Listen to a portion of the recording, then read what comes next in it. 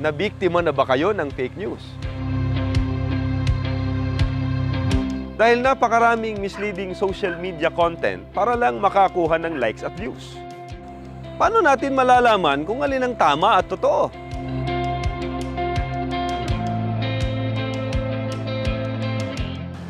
Yan ang ibabahagi po namin sa inyo sa kaalaman ng lahat.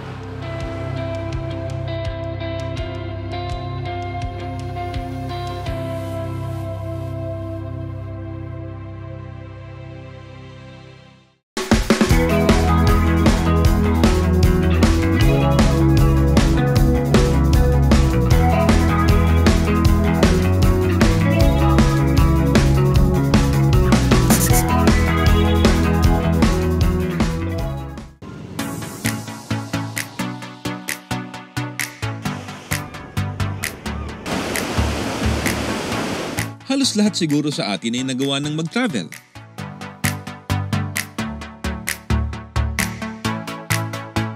Tanong lang, minsan ba napapansin niyo ang mga gusaling sambahan ng Iglesia ni Cristo?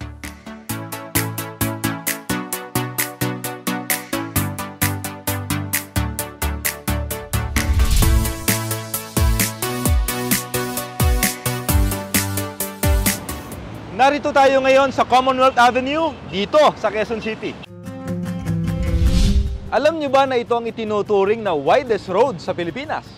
Pinakamalapad na kalsada ito sa buong bansa dahil meron itong 12 lanes. At ito pa, alam niyo ba na dito rin matatagpuan ng pinakamalaking gusaling sambahan ng Iglesia ni Cristo? Ang Templo Central.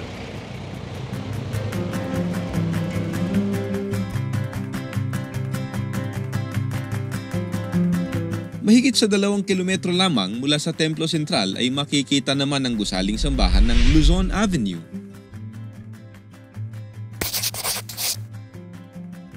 Kasunod ang sa lokal ng Commonwealth. Tapos ang lokal ng Capitol. At sa Fairview.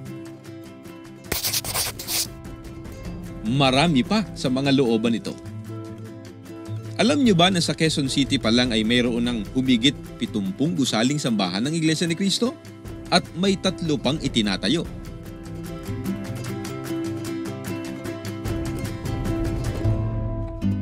Mula sa Metro Manila hanggang sa malalayong bayan sa Mindanao, katulad ng katatapos lamang na proyekto dito sa Nabunturan, Davao de Oro, ay tuloy-tuloy ang pagtatayo ng mga gusaling sambahan.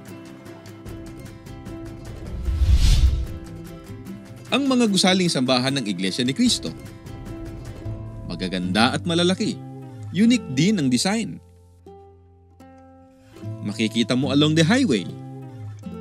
Nasa syudad, nasa mga kabundukan, at maging sa isla. Kaya madalas, ganito ang reaksyon ng ating mga kababayan. Napapansin ko na napaka-pulido po yung paggawa ng kapilya ng iglesia. Yan ang number 1 na landmark. Talagang mabilis makikita yung lugar. Ito talaga ay it would stand the test of time. Kaya ganito yung standard. The structure will surely benefit occupants, benefit dun sa mga future generations. Share ko lamang po sa inyo. Sa nakaraang 15 years ng pangunguna sa Iglesia ni Cristo, ng Executive Minister, kapatid ni Eduardo V. Manalo, ay umabot na sa 4,010 ang mga gusaling sambahan ang naipatayo at naipagawa ng Iglesia ni Cristo sa iba't ibang panig ng mundo. Kung i-average, katumbas nito ay 267 mga gusaling sambahan ang natatapos sa bawat taon. Speaking of malalaking gusaling sambahan, malaking gastos yan. Bibili ka ng lupa, bibili ka ng materyales, uupakan ng mga taong magtatayo. Last, kapag ka nakatayo na, maintenance naman ang iisipin mo. Ang tanong ng marami, Saan kumukuha ang Iglesia ni Cristo ng mga ginagastos sa pagtatayo ng gusaling sambahan? Lahat ng gastos ng Iglesia ni Cristo, halimbawa, ang pagtatayo ng mga gusaling sambahan, ay mula sa mga kusang handog ng mga kaanib nito.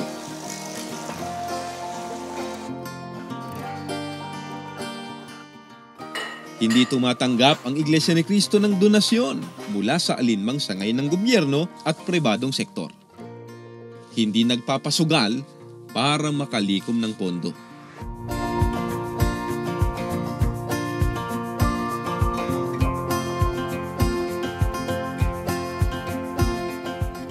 Pero, teka, sabi nga nila, you cannot please everybody. Sa kabila ng maraming humahanga, ay sabihin na nating may ilan na may hindi magandang nasasabi tungkol sa pagtatayo ng gusaling sambahan ng Iglesia ni Cristo. Mahirap na buhay. Donate nyo na lang yan. Sayang ang pera, laki ng gastos. Sa charity na lang sana ginamit. Maraming salamat po sa inyong mga comment. Mabuti po ay pag-aralan natin sa kaalaman ng lahat.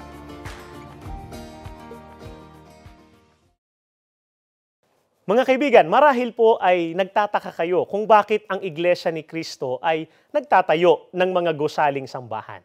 Sapagkat ito po ay utos ng Diyos na mababasa sa Biblia sa Hagay 1:8. Ito po ang utos.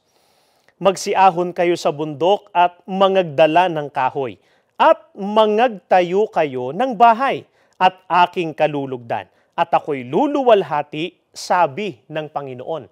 Napansin po ba ninyo ang sinasabi sa talatang aking binasa? Ang sabi po ay mangagtayo kayo ng bahay. Nasa uring nag-aatas. Alin po ang tinutukoy na bahay? Dito sa talatang ating binasa na iniuutos ng Panginoong Diyos na itayo.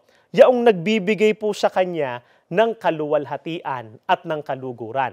Alin po yon, mga kaibigan? Ang templo o sa panahon natin ay gusaling sambahan. Mga kaibigan, hindi kami papayag na hindi po masusunod ang utos ng ating Panginoong Diyos. Masaya ang Diyos kapag ipinagtatayo siya ng maayos at ng magagandang gusaling sambahan. Kaya hindi sayang ang ginugugol na salapi sapagkat ito'y para sa kanyang kaluwalhatian at kasiyahan. Itinatanong ng iba, napakahirap na daw po ng buhay ngayon, bakit hindi na lang daw po gugulin sa pagtulong sa mahihirap ang mga ginugugol sa pagtatayo ng gusaling sambahan? Kinikilala po ng mga kaanib sa Iglesia ni Cristo na ang pagtulong sa kapwa, yan po'y kalooban ng ating Panginoong Diyos. Kaya ito po ay tinutupad na ng Iglesia ni Cristo noon pa. Ngunit hindi po nangangahulugan na dahil sa mahirap ang buhay, ay hindi nasusundin ang utos ng Panginoong Diyos na ipagtayo siya ng gusaling sambahan. Ito po ay parehong tinutupad ng Iglesia ni Cristo. Bakit mahalaga sa Diyos at maging sa kanyang mga hinirang ang gusaling sambahan? Pakinggan ninyo dito sa unang Hari 8:43. Ganito ang ating mababasa. Pakinggan ninyo siya buhat sa langit na inyong luklukan at ipagkaloob ang kanyang hinihiling. Sa gayon, makikilala ng lahat ng tao sa lupa ang inyong pangalan at sila'y sasamba sa inyo tulad ng Israel. Matatalos nilang ang pangalan ninyo'y sinasamba sa templong ito. Napakahalaga po sa Panginoong Diyos, mga kaibigan, at sa kanyang mga hinirang ang mga gusaling sambahan. Dahil dito po makikilala ang pangalan ng Diyos. At sa dakong ito, sasambahin ng mga hinirang ang Panginoong Diyos. Ang pagtatayo ng gusaling sambahan, mga kaibigan, ay ginagawa ng Iglesia ni Cristo hindi po para makipagpaligsahan kanino man o kaya naman ay magyabang, kundi upang ipahayag po ang kaluwalhatian ng Panginoong Diyos. Sa panig po naming mga kaanib sa Iglesia ni Cristo, sinasampalatayanan po namin na sa dakong ito pakikinggan ng Panginoong Diyos ang panalangin ng kanyang mga lingkod. Gaya nga po ng nakasulat dito sa awit 138:2 at 3. Yuyuko akong paharap sa iyong banal na templo at pupurihin ko ang pangalan mo dahil sa iyong pag-ibig at katapatan, sapagkat higit sa lahat ng bagay, iyong dinakila ang iyong pangalan at ang iyong salita. Nang ako'y tumawag, tinugon mo ako, pinalakas mo ang loob ko at pinatatag ang aking puso. Sa mga gusaling sambahan, mga kaibigan, na isasagawa ng mga lingkod ng Diyos ang pagtawag sa Kanya.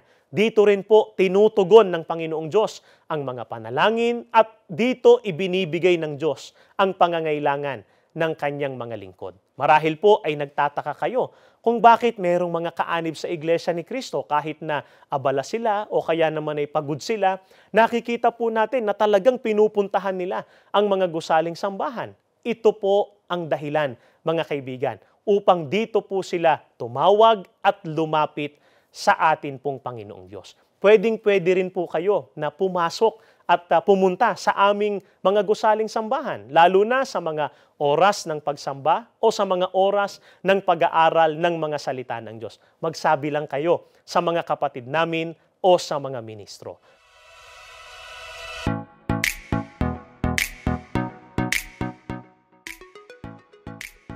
Kaya sa susunod na mag-travel kayo, alam nyo na kung bakit nagtatayo ng gusaling sambahan ang Iglesia ni Cristo.